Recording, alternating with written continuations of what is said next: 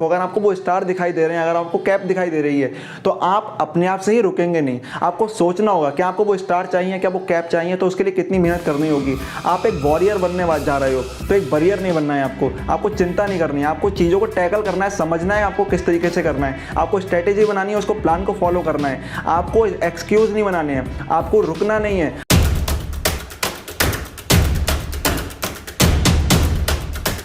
Hello Jai Hind dear NDA aspirant, welcome to our YouTube channel apex study hub. मेरा नाम है अमन कुमार। तो जैसा कि आप जानते हैं कि एनडीए के एग्जाम के लिए अब आपके पास 60 दिन रह गए हैं और ये काफ़ी ज़्यादा क्रूशियल होते हैं। आपके लिए टेंशन होनी भी शुरू हो गई होगी कि 2 महीनों के अंदर मैं कैसे अपने सिलेबस को कंप्लीट करूंगा जो मेरा अब तक रहा है, क्या मैं एग्जाम को क्वालिफाई कर पाऊंगा या नहीं कर पाऊंगा। काफ़ी सारी चीज़ें होने लगती हैं, सेल्फ डाउट भी होने लगते हैं, टेंशन होने लगती है, चिंता होने लगती है। तो वो सारी चीज़ों को दूर करने के लिए मैं आपको ये वीडियो लेकर आया हूँ। ये वीडियो थोड़ा सा लंबा होगा, इसको आप 1.5x या 2x पर देख ले जाएँ, लेकिन स्किप ना करें, क्योंकि इसके अंदर मैं आपको ऐसी स्ट्रेटेजी बताने वाला हूं, ऐसे सब्जेक्ट बताने वाला हूं, टॉपिक बताने वाला हूं जिनको पढ़कर आप 2 महीने के अंदर इंडिया का एग्जाम क्वालिफाई कर पाएंगे। क्योंकि ये सारी चीज़ें मैंने खुद पर भी अप्लाई करी और 2 महीने के अंदर मैंने खुद भी एग्जाम को क्वालिफाई किया। तो यहाँ पर हम देखते हैं कि कैसे पढ़ना है, क्या पढ़ना है, इस पर हमारा ज़्यादा फोकस होगा और कितना पढ़ना है इस पर ज़्यादा फोकस लेकर चलेंगे, क्योंकि हमें लास्ट के टाइम में पूरा सिलेबस कंप्लीट नहीं करना है। तो इस चीज़ों को ध्यान से समझ लें। अब शुरुआत करते हैं। सबसे पहले हम यहाँ ध्यान देते हैं कि सब्जेक्ट में हमें कितना टारगेट लेकर चलना है। तो हमारे पास कुछ सब्जेक्ट मेजर दिखाई दे रहे हैं कि ये सब्जेक्ट हमारे पास होते हैं। तो अगर मैथ्स का सब्जेक्ट हम देखें तो मैथ्स में हम 180 का टारगेट लेके चलेंगे अभी से। अब यहाँ पर 2 तरह के स्टूडेंट होंगे, एक मैथ वाले और एक नॉन मैथ वाले। तो यार नॉन मैथ वालों के लिए थोड़ा सा यहाँ पर कम रख लेना, आप 120 से कम मत रखना। लेकिन क्योंकि अगर आप नॉन मैथ से हैं और आप ये सोच कर जा रहे हैं कि नहीं मैं तो सिर्फ क्वालिफाइंग देख रहा हूँ, तो कई बार ये होता है हम सिर्फ क्वालिफाइंग को टारगेट करते हैं और बिलो क्वालिफाइंग मार्क्स रह जाते हैं। तो आपको क्वालिफाइंग मार्क्स यानी जो 30% मार्क्स हैं उससे ऊपर रहना है। एक्चुअली यहाँ पर एक बात ध्यान रखना, जो मार्क्स आपको 30% लाने होते हैं वो मैथ में और जीएटी में लाने होते हैं, और ये जो पोर्शन है वो 3 सब्जेक्ट मिलाकर पूरा जीएटी बनता है। ठीक है, तो वो इतना ध्यान रखना। अब यहाँ पर आपको 30% लाने हैं 300 में से, और यहाँ पर आपको 600 में से 30% लाने मिनिमम क्वालिफाइंग। ये तो हो गया मेरा वो टारगेट की जो बड़ा रहेगा हमारा थोड़ा सा। तो 180 का टारगेट मैथ्स में रहेगा, इंग्लिश में 200 में से 120 आराम से कर लोगे। अभी सारी चीज़ें बताने वाला हूँ। साइंस में 120 और एसएसटी में 120, ओवरऑल हमारा रहता है 540। तो ये एक ऐसा टारगेट है जो थोड़ा प्रैक्टिकल भी है। हम यहाँ पर 700-800 नहीं समझ रहे हैं, यहाँ पर हम 540 ले रहे हैं। आप 500 प्लस भी इसको मानकर चल सकते हैं। तो यहाँ पर सबसे पहले हम ध्यान देते हैं कि मैथ्स पे अगर हम फोकस करें अपना, तो मैथ्स में हमें कई सारे टॉपिक देखने को मिलते हैं। अगर ओवरऑल देखें तो 29 हमें मेजर टॉपिक इसमें दिखाई देते हैं। क्या पूरे के पूरे 29 चैप्टर आपको पढ़ने हैं? आंसर है नहीं। क्यों? कई बार हम होता है कि गलत तरीके से हम पढ़ रहे होते हैं और सब फोकस करके चल रहे हैं कि अब नहीं, मुझे 60 दिनों के अंदर ये 29 चैप्टर्स पढ़ने हैं। तो 60 दिनों को अपने 2 फेज में बांट लो, एक 30 डेज पहले और आगे आने वाले 30 डेज। अब इन 30 डेज में आपको डेडिकेशन के साथ शुरुआत करनी है और सबसे पहले उन टॉपिक को पढ़ना है जो ज़्यादा वेटेज रखते हैं। ठीक है, तो यहाँ को कौन से चैप्टर पढ़ने हैं जिनके पास कैसी है, ज़्यादा वेटेज है। ठीक है, तो ज़्यादा वेटेज वाले जब आप चैप्टर पढ़ोगे तो आपका ये होगा कि आप कि नंबर चैप्टर के भले ही कम होंगे लेकिन आप मार्क्स ज़्यादा कवर कर रहे होगे। आप अगर ऐसे चैप्टर पढ़ने चले गए जहाँ पर से क्वेश्चन कम आ रहे हैं तो प्रॉब्लम शुरू हो जाएगी। अब ये कहाँ पर मिलेंगे चैप्टर, तो सारे के सारे लिंक डिस्क्रिप्शन में मिल जाएंगे। इस वीडियो में बताकर मैं इसको लंबा नहीं करूँगा, तो जितने भी इंपॉर्टेंट टॉपिक की जो वीडियोज़ हैं उसके लिंक आपको डिस्क्रिप्शन बॉक्स में मिल रहे होंगे। बुक्स कौन सी पढ़नी है वो सारे के सारे सवाल के जवाब आपको नीचे मिल रहे होंगे, तो वो देख लें जाकर आप। ठीक है, अब यहाँ पर देखिए मोर वेटेज वाले आपको टॉपिक पढ़ लेने हैं। अब कैसे पढ़ना है, एक टॉपिक को कैसे हैंडल करना है। अगर आपने पहला एक चैप्टर ओपन करा, क्योंकि अगर आप, मैं ये मानकर चल रहा हूँ आपने अभी से शुरुआत नहीं करी है, आप आज से शुरुआत करोगे इस वीडियो को देखने के बाद, और ये वादा करके जाना कि आज इस वीडियो को देखने के बाद आप शुरुआत कर रहे होगे। ऐसा नहीं है कि अभी भी यार बैठ जाओ या कि वीडियो मत देखना। फिर अगर आपको ये लग रहा है कि आप अभी भी नहीं करोगे तो प्लीज़ यार मत देखना। ठीक है, तो चैप्टर 1 अगर आपने शुरू करा, सबसे पहले आप करोगे इसके कॉन्सेप्ट्स एंड जो आपके फॉर्मूला हैं। ठीक है, तो कॉन्सेप्ट और फॉर्मूला इसको क्लियर कर लोगे। कॉन्सेप्ट प्लस फॉर्मूलाज आपको क्लियर करने हैं। कॉन्सेप्ट फॉर्मूला को क्लियर करने के बाद आपको हर कॉन्सेप्ट या फॉर्मूला पर क्वेश्चन अप्लाई करने हैं, और एक चैप्टर के अंदर आपको लगभग 40 to 50 क्वेश्चन अप्लाई यहाँ पर करने हैं। 40 to 50 क्वेश्चन आप क्या कर रहे होंगे, एक चैप्टर के अंदर कर रहे होंगे। इसमें से आप क्या करेंगे, हाफ ऑफ आपके PYQs होंगे, 50% आपके क्या होंगे PYQs, और 50% आपके क्या होंगे एक्सरसाइज क्वेश्चन, यानी जो नए क्वेश्चन होंगे। ठीक है, ये 50% होंगे एक्सरसाइज और 50% होंगे PYQs। अब PYQs आपको कब लगाने हैं, कितने लगाने हैं, तो PYQs आपको लगाने हैं लगभग 10 साल के। अब 10 साल के PYQs आपको सभी मिल जाएंगे, डिस्क्रिप्शन बॉक्स में वीडियो दे रखी है, तो वो जाकर आप डाउनलोड कर लो, वहाँ पर एक ही जगह में मिल जाएंगे, बार बार ढूंढना नहीं पड़ेगा, टाइम बचेगा आपका। तो वो 50% आपको क्यों करनी है, उसका रीज़न ये है कि आपको ये पता चलना चाहिए क्वेश्चन किस तरह से डिज़ाइन होता है। नए आपको इसलिए करने हैं आपको ये भी पता हो कि यार नया क्वेश्चन भी आ सकता है क्या, क्योंकि ये तो PYQs में ही हो गया, जो आ गया वो पता है आपको, लेकिन मे भी हो सकता है कई सारे ऐसे होते हैं क्वेश्चन जो नए बनकर आ सकते हैं, तो वो सभी आपको इस तरीके से पता चल जाएंगे। अब इसको आपको रेगुलर लेकर चलना है, और इसके लिए हम टाइमिंग की बात अभी आगे करेंगे, कितना टाइम हमें इसके लिए देना होगा। तो मैथ पर हमें ज़्यादा ध्यान देना होगा। यहीं पर अगर मैं आपको एक चीज़ बताना चाहूँ तो आप अनअकैडमी के साथ रहकर अपनी तैयारी को और ज़्यादा मजबूत कर सकते हैं। आपके पास 2 महीने रह गए हैं, तो यहाँ पर आप 2 महीने का सब्सक्रिप्शन लेकर या 1 महीने का सब्सक्रिप्शन लेकर क्रैश कोर्सेज में या ऑनगोइंग जो कोर्सेज हैं, प्लस कोर्सेज या आइकॉनिक कोर्सेज, उसके अंदर जाकर आप इसकी अपनी प्रिपरेशन को बूस्ट कर सकते हैं, जहाँ पर आपको कई सारे फायदे मिलने वाले हैं। मेंटरशिप वगैरह मिलेगी, और यहाँ पर आपको नोट्स वगैरह भी मिल रहे होंगे, और साथ में ऐसे लेक्चर्स होने वाले हैं जो ऐसे टीचर दे रहे हैं जो हाईएस्ट नंबर ऑफ सिलेक्शन देते हैं आपको। तो आप अभी जाकर इसको एनरोल कर लें, क्योंकि मैं आपको बता रहा हूँ कि अगर आप अभी भी बैठे हुए और सोच रहे हो कि नहीं करेंगे यार और ऐसे ही कर लेंगे, तो काफ़ी सारी प्रॉब्लम होंगी। अगर आप पहली बार अटेम्प्ट दे रहे हो तो आपको ज़रूरत है कि आप एक कोर्स ले लें, ताकि आपको चीज़ समझ में आ जाए, वरना आपको पता नहीं होता चीज़ें कैसे चल रही होती हैं। तो आप अगर ऐसा करते हैं तो अपनी प्रिपरेशन को बूस्ट कर पाएंगे, जिसके लिए आपको एपेक्स 10 कोड यूज़ करना होगा। जब आप इसको सब्सक्रिप्शन ले रहे होंगे तो यहाँ पर आपको एपेक्स 10 कोड यूज़ करना है, ताकि आपको यहाँ पर 10% का डिस्काउंट मिल सके। तो अभी जाएं और जाकर इस वीडियो के बाद डिस्क्रिप्शन बॉक्स में लिंक दे रखा है, कमेंट बॉक्स में लिंक दे रखा है, जाकर उसको सब्सक्राइब जरूर कर लें, ठीक है। अब यहाँ पर आगे चलें, हम तो इंग्लिश की बात कर रहे हैं। अब इंग्लिश में कई सारे र्यूमर इस बात के हैं कि यार इंग्लिश तो मेरी परफेक्ट नहीं है, मेरी सही नहीं होगी, तो इंग्लिश में यार 120 का स्कोर कर पाओगे? अभी देखना कितना ईजी लगने लगेगा। तो इंग्लिश के अंदर यहाँ पर आपको 20 to 30 क्वेश्चन मिलते हैं वोकैब से, यानी डिपेंड करता है, लेकिन मिनिमम आपको 20 क्वेश्चन मिलेंगे, यानी एंटोनिम, सिनोनिम्स और ईडियम फ्रेज से आपको 20 to 30 क्वेश्चन मिल जाते हैं। अब एंटोनिम सिनोनिम जो आपके पास आते हैं, एक एंटोनिम सिनोनिम आएगा तो उसके 4 ऑप्शन होते हैं।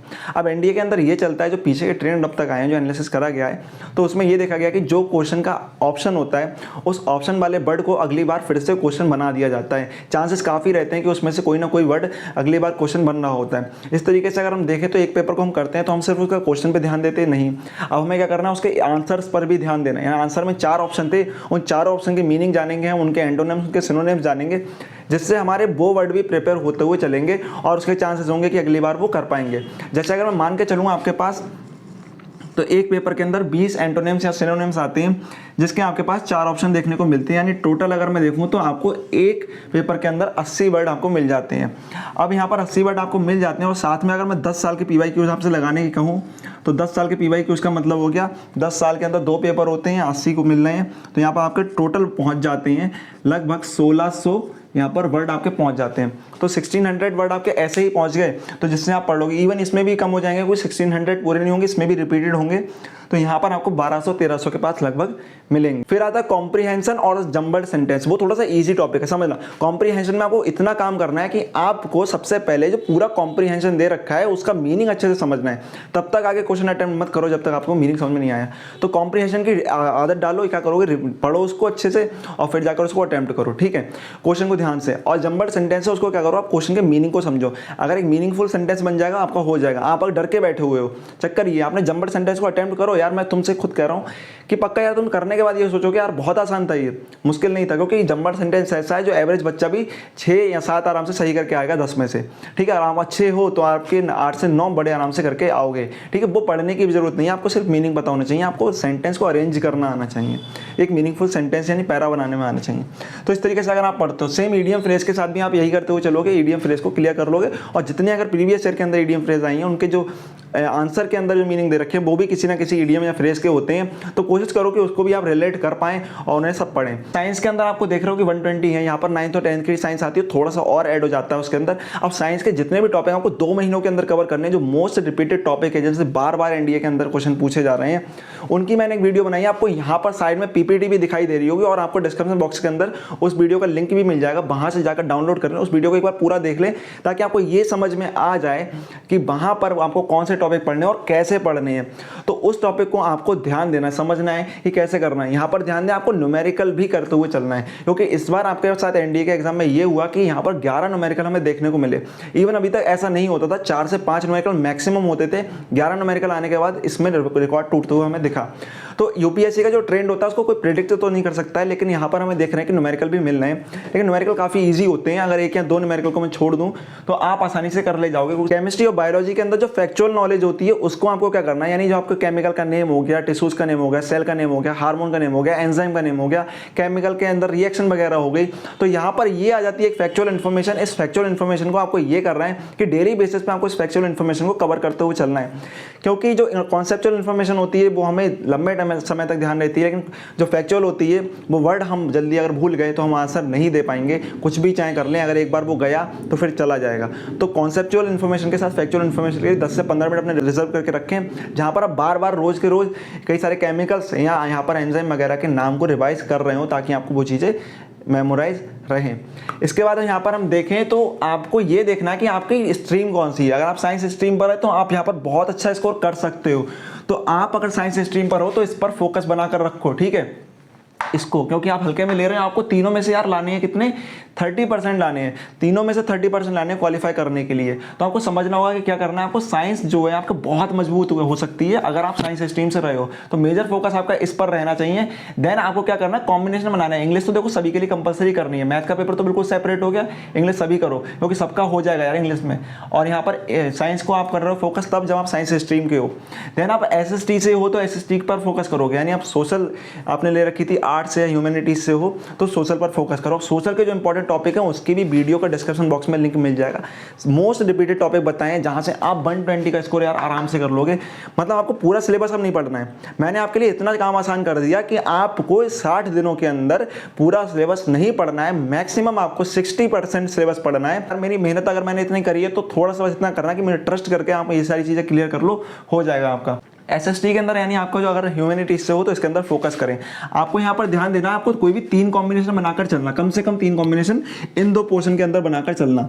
जैसे कि आपने मान लो फिजिक्स ले ली, साथ में आपने मॉडर्न हिस्ट्री ले ली, ठीक है, प्लस आपने जियोग्राफी ले ली, डेडली कॉम्बिनेशन है, हो जाएगा काम। साथ में CA सब में लगा दोगे। करंट अफेयर सबको करने, ठीक है, ध्यान रखना करंट अफेयर सभी में करने हैं।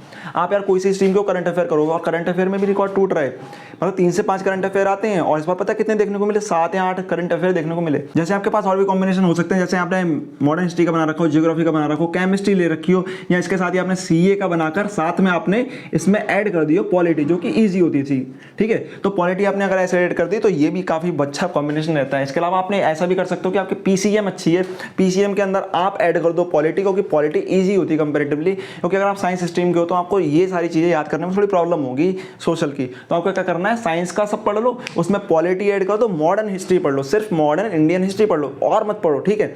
उसके बाद करंट अफेयर इंक्लूड कर दो, तो आराम से यहाँ पर कितना हो जाएगा हमारे पास, अगर कम करोगे तो यहाँ पर दोनों का मिलाकर 200 तो आराम से हो जाएगा, ठीक है। ऊपर हम 120 कर चुके हैं, 180 हम ऊपर टारगेट कर रहे हैं अगर साइंस स्ट्रीम से हो, तो यहाँ पर एक अच्छा स्कोर आपको देखने को मिलेगा, जो एक ऐसा स्कोर होगा जो हमको क्वालिफाई करा रहा होगा।